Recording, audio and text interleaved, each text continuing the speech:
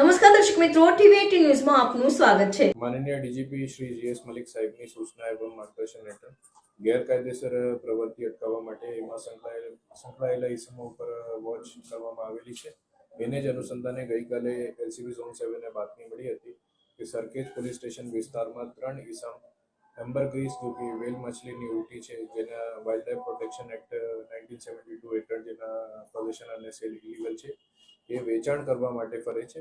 એ જ ઇન્ફોર્મેશન આધારે એક રેડ પડી હતી અને એ દરમિયાન 3 ઇસમોની ધરપકડ કરેલી હતી। એમાં દર્શન રૂપાભાઈ સાબળ, જેની ઉંમર 24 વર્ષની છે અને બીએ થર્ડ યરના સ્ટુડન્ટ છે। બીજા વિશ્વરાજ ગિરિરાજસિંહ ચુડાસમા છે, જેની ઉંમર 27 વર્ષની છે અને સેકન્ડ યર એલએલબીના સ્ટુડન્ટ છે। અને ત્રીજા વીરપાલસિંહ ગફુરભાઈ રાઠોડ છે, જેની ઉંમર 25 વર્ષની છે અને બીકોમમાં સુધી ભણેલા છે। એની ઝડપી દરમિયાન 1 કિલો 823 ગ્રામના એમ્બરગ્રીસના જથ્થા પકડવામાં આવેલ છે, જેની માર્કેટ વેલ્યુ 1,82,30,00,000 રૂપિયા છે અને એક મોબાઈલ પણ રિકવર થયેલા છે। અને એમ્બરગ્રીસ એ હસમુખ પટેલ મોરબીના એક કિસ્મ છે, એને આપ્યો હતો અને વેચાણ કરવા માટે અહીંયા અમદાવાદમાં એની સેલર ગોઠવામાં અહીંયા શોધખોળમાં હતા। એમ્બરગ્રીસ જો મટીરિયલ છે એ સ્પર્મ વેલ કરીને એક વેલ મછલીની પ્રજાતિ છે, એના ઇન્ટેસ્ટાઇનમાંથી ઉત્પન્ન થયેલ છે અને એ પરફ્યુમ ઇન્ડસ્ટ્રીમાં એઝ અ ફિક્સેટિવ, જે સ્મેલના ટાઈમ વધારવા માટે એનો ઉપયોગ થાય છે અને એ ખૂબ જ કિંમતી છે અને બ્લેક માર્કેટમાં એની ઘણી વેલ્યુ છે અને એ જ અનુસંધાને જાણવાજોગ દાખલ થયેલી છે અને આગળની તપાસ ચાલુ છે। અમદાવાદમાં લોકો કોને આપવાના છે એવું કંઈ સામે આવ્યું છે?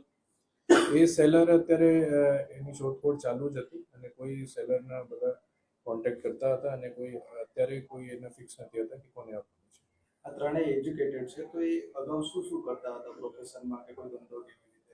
એમાં વીરપાલ રાઠોડ જો છે એના પાન પાર્લર છે ચાંગોદર, અને એને જ પાન પાર્લરમાં દર્શન સાવળ જે એ કામ કરતા હતા અને વિશ્વરાજ એના મિત્ર હતા અને અત્યારે એલએલબીના અભ્યાસ કરે છે અને એ જ રીતે તેનો સંપર્કમાં આવ્યો।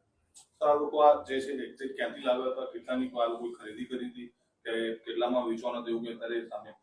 મોરબીના જો માણસ છે જેની ધરપકડ અત્યારે બાકી છે, હસમુખ પટેલ, એને એ આપ્યા હતા કે તમે પહેલે વેચી લો અને વેચાણ પછી જો પણ એમાં માલ મળશે એને આપણે ડિસ્ટ્રીબ્યુશન કરશે, એની નક્કી થયેલું હતું। સર, ડિસ્ટ્રીબ્યુશન બધાનું કેટલાનું નક્કી થયું હતું કે સામે? એ અત્યારે તપાસમાં ચાલુ છે, બટ પ્રાથમિક રીતે એને કોઈ એવા એગ્રીમેન્ટ કર્યા ન હતા, બટ વેચાણ પછી અમે ડિસાઇડ કરશે એવી વાત થઈ।